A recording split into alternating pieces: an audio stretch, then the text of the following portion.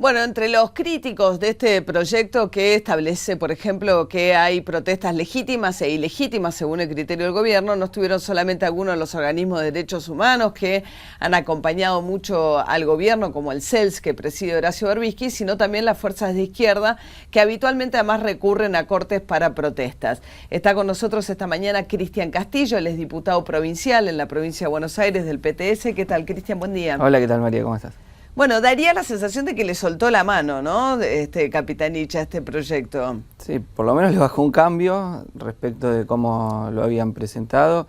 Yo creo que frente a la andanada de críticas, y nosotros salimos muy fuertes desde un primer momento, porque es un proyecto que no simplemente era una ley antipiquetes, como ellos dicen, sino contra todo tipo de manifestación popular, que tenía una amplitud de cercenamiento de los niveles de movilización o protesta, que bueno, que la hacían comparable con un decreto supremo del año 83 de Pinochet, que en su articulado era muy parecido a lo que presentaron los diputados del Frente para la Victoria. Ni creo que hayan leído ese antecedente, sino simplemente que les salió a hacer algo muy parecido, y es el cercenamiento de un derecho básico, inalienable, como es el derecho a la protesta social, ¿no? Capitanich mencionaba a los fiscales que dicen que esto está tipificado en el Código Penal. Eso no es así. El artículo que se utiliza es el artículo 194, que es un artículo de una vaguedad y ambigüedad muy importante, sin dejar de decir que es un artículo que puso Onganía, ¿no? El 194 del Código Penal, y que hay muchísimos fallos que dicen que no es aplicable cuando son protestas de tipo político o sindical. Pero muchísimos fallos, que dicen que no es un delito el corte de ruta o el corte de vía si hay lugares alternativos para pasar, si hay motivos políticos, centrándose en el derecho inalienable a la protesta.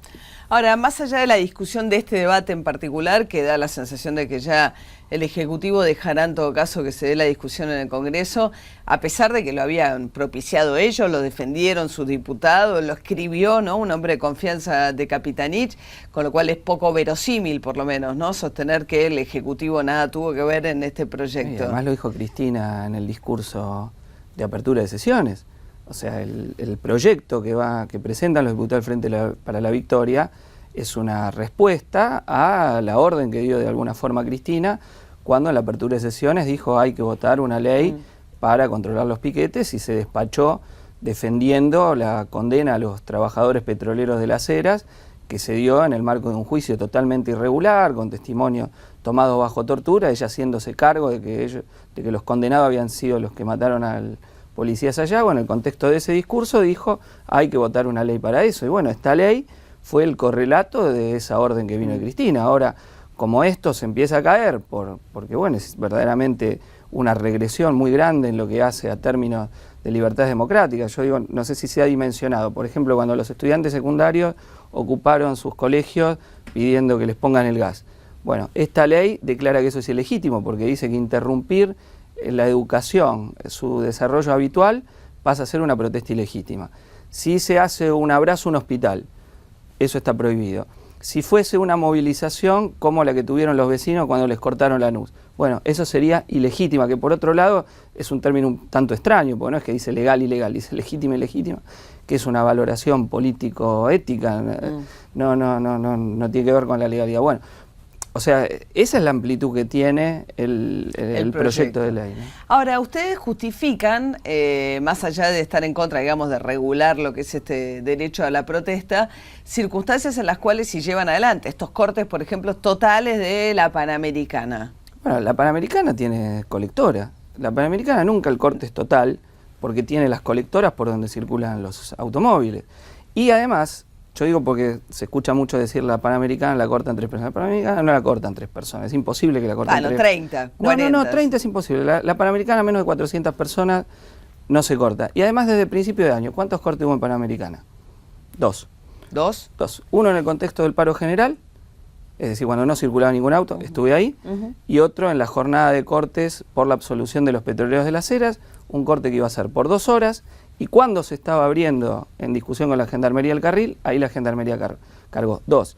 Si vos, sin ver esto que te estoy diciendo, la cantidad de cortes, preguntás, la sensación es que hubo como 10. Pero no, hubo 2. En Panamericana. En Panamericana, estoy diciendo en Panamericana. La sensación es que hubo como 10. ¿Por qué? Porque Panamericana efectivamente es un lugar de congestión de tránsito, haya corte, no haya corte. Bueno, pero es un lugar donde... No, bueno, pero ustedes no dejan ni un carril, es imposible. No, depende de qué corte. Circular. No hubo ninguno de los cortes de Panamericana fue sin carril, uno fue solo una de las vías. Entonces, yo voy a esto, digo, los cortes no son algo que se hacen todos los días y porque a uno se les ocurre. Lo que pasa es que la ciudad tiene otros problemas de tránsito y los accesos a Buenos Aires, en donde está, cada vez que el tránsito está, no, seguro que... Bueno, no, ¿hay un incremento de los piquetes de principio de año? Sí. ¿Hay un incremento de los cortes y las movilizaciones? Sí. ¿Producto de qué? Bueno, de un deterioro de la situación económica, de una política de ajuste que genera un incremento de las manifestaciones y las protestas populares. Es decir, hay un correlato, no es que ahora a la gente se le ocurrió, porque tiene ganas, salir a que haya más protestas.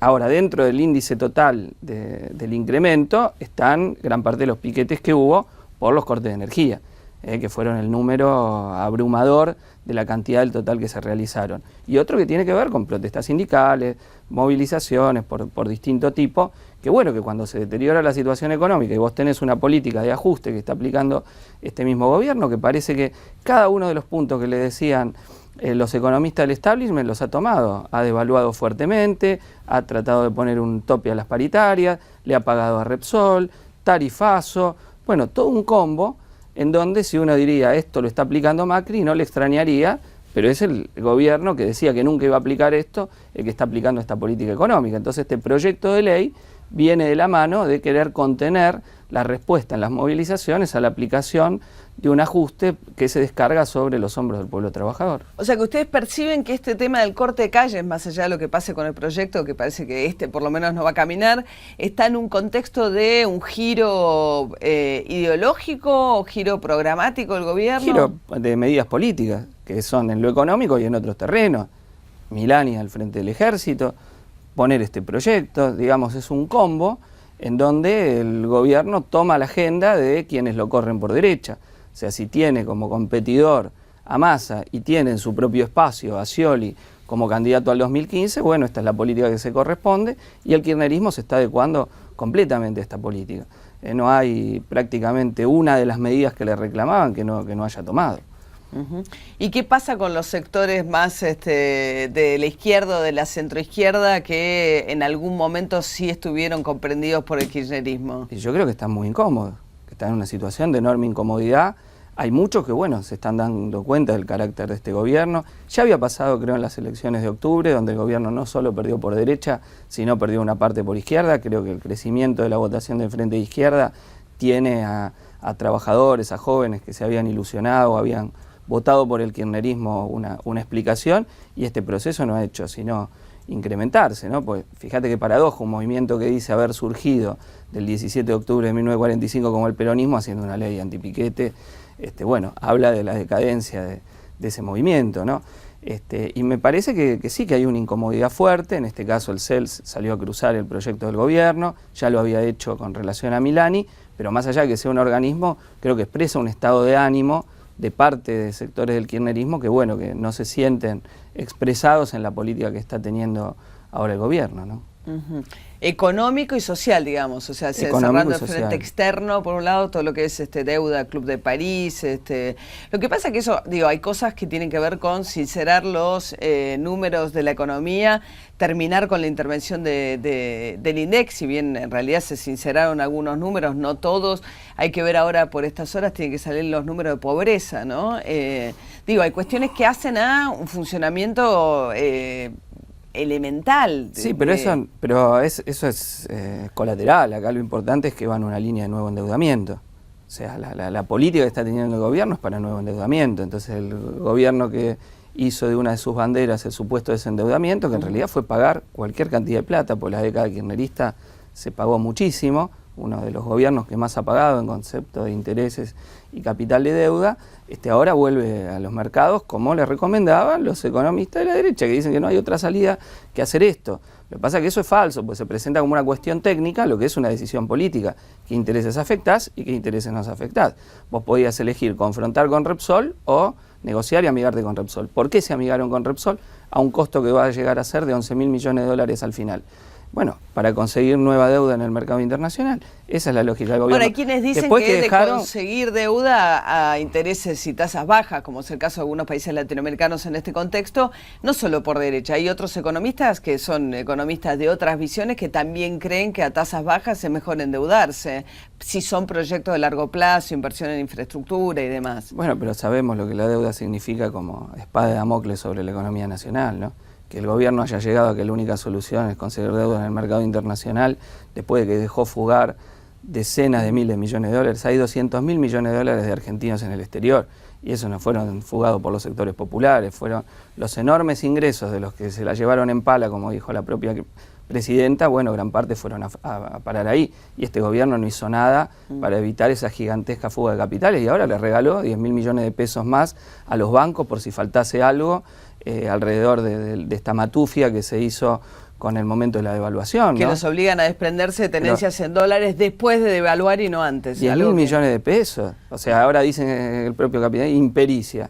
Impericia negociado, sabemos que los bancos han ganado cualquier cantidad. Algo que advirtió Martín Lustó, ¿no? Y que se lo marcó a Capitanich en la presentación del Congreso. En el debate en el Congreso, sí. Ahora, la izquierda irrumpió efectivamente como un actor importante, también porque lograron alianzas que en otras oportunidades no habían logrado, me parece, ¿no? En las últimas elecciones, con elecciones muy buenas, provincia de Buenos Aires, Mendoza, Salta, representación en el Congreso Nacional, y también en el caso que me interesaba tratar, la provincia de Buenos Aires. ¿Cómo es llegar, qué hay en la legislatura de la provincia de Buenos Aires? ¿Cómo es la convivencia en la legislatura de la provincia de Buenos Aires? Bueno, nosotros somos uno de 92 diputados, somos una clara minoría, hemos tenido votaciones de 1 a 91, por ejemplo el presupuesto de la Cámara y otras más. Y porque es un presupuesto que, bueno, nosotros no creemos que lo que deba recibir de ingreso cada diputado ni recursos sean los que se reciben. Nosotros hemos presentado un proyecto de que todo diputado debe cobrar lo mismo que un docente, en una escala, en el caso de la provincia, un docente con 36 horas cátedra y 25 años de antigüedad, lo que daba 9.100 pesos, porque, bueno, cuestionamos que tenga que haber una casta política profesional y de funcionarios más en general que cobran a nivel de una planta gerencial y de esa manera se alejan de las condiciones de vida. ¿Cuánto gana un legislador en la provincia de Buenos Aires?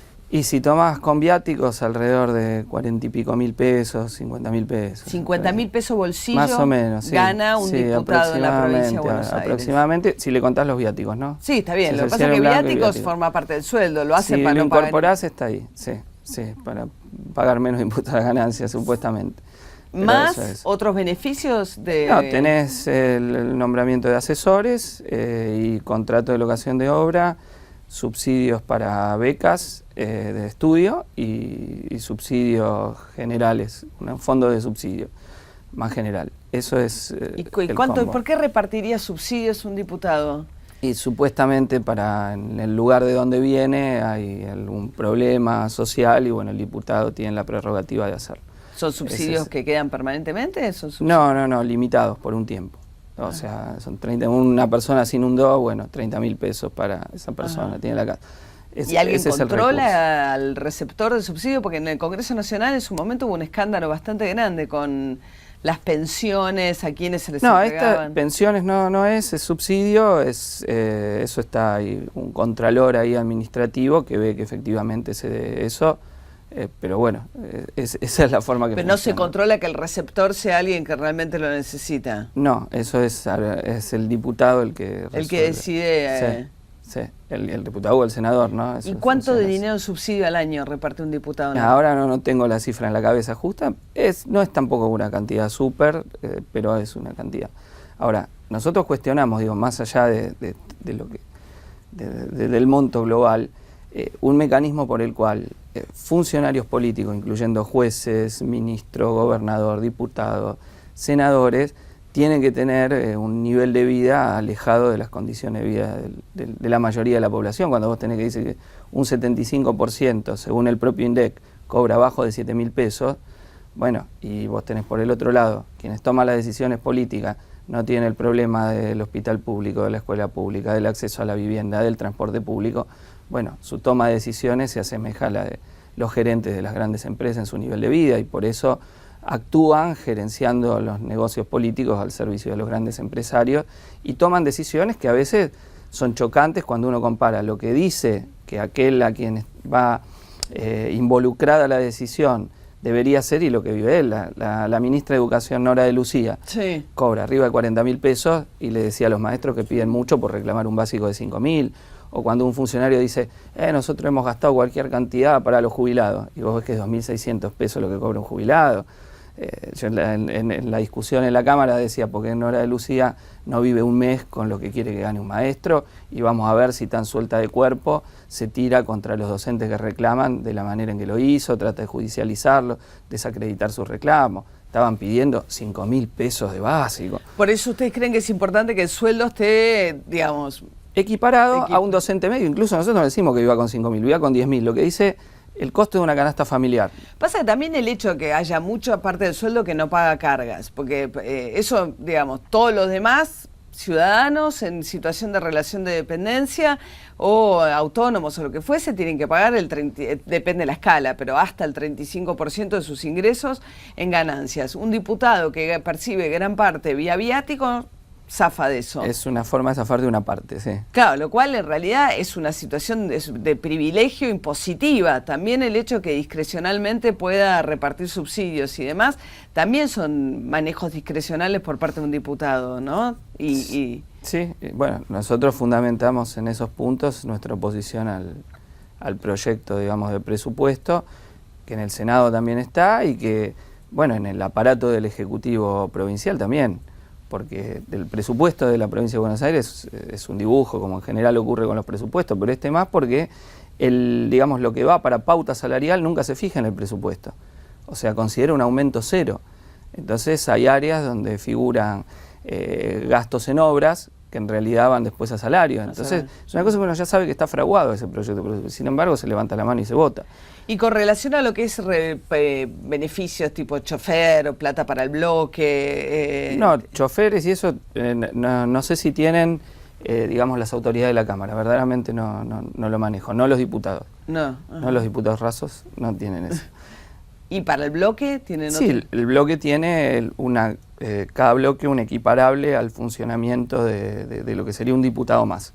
Ajá. Como un diputado más tiene cada bloque de funcionamiento. Pero chofer y eso no. Al menos, digamos, en los estamentos. A usted no les tocó, digamos, por lo menos. No, y también lo hubiéramos rechazado, obviamente. No queremos que tenga que haber ese tipo de privilegios, ¿no? En una provincia, digamos, donde hay una política que, si esto estábamos hablando del kirchnerismo, bueno, gobierna Scioli, ¿no? Gobierna Scioli con una política en el área de seguridad que es la visión manodurista típica, ¿no? Clásica, con granados, pensando que uno despliega más policías por todos lados y se soluciona el problema, cuando gran parte del problema es la propia bonaerense, porque a nadie nos escapa que el papel de entramados, donde las policías juegan un papel muy importante, el manejo del narcotráfico, desarmaderos, trata de personas, como pasó en Santa Fe y Córdoba, donde cayeron las cúpulas de las policías, o en Tucumán, donde estuvo probado el papel de la policía local en el caso de Marita Verón, ¿no? Bueno, esto la bonaerense no funciona muy distinta, lo que pasa que esta gente no se quiere meter con la bonaerense, al revés, le da más poder, fortalece nuevamente el autogobierno de la bonaerense. Esto lamentablemente lo vamos a pagar en más casos de gatillo fácil, estigmatización de los jóvenes de origen popular, que lo vimos en los casos de linchamiento, y en vez de dar satisfacción a la necesidad de vivienda, de un empleo con un salario que llegue al costo de la canasta familiar y no sea precarizado, acceso a la educación, bueno, no, mano dura, estigmatización, y tirar hacia ahí el malestar social, que es lo que se ve. O sea, yo estigmatizo a alguien y la bronca que la gente tiene por distintos temas, incluso porque sufrió quizá un asalto, bueno, se dirige ahí, el enemigo está ahí, en vez de tocar a los que manejan las grandes redes, ¿no? Bueno, esto es lo que no se quiere atacar y por eso esta política que viene teniendo el gobierno de Scioli, ¿no? Cristian Castillo, muchísimas gracias. No, muchas gracias a vos.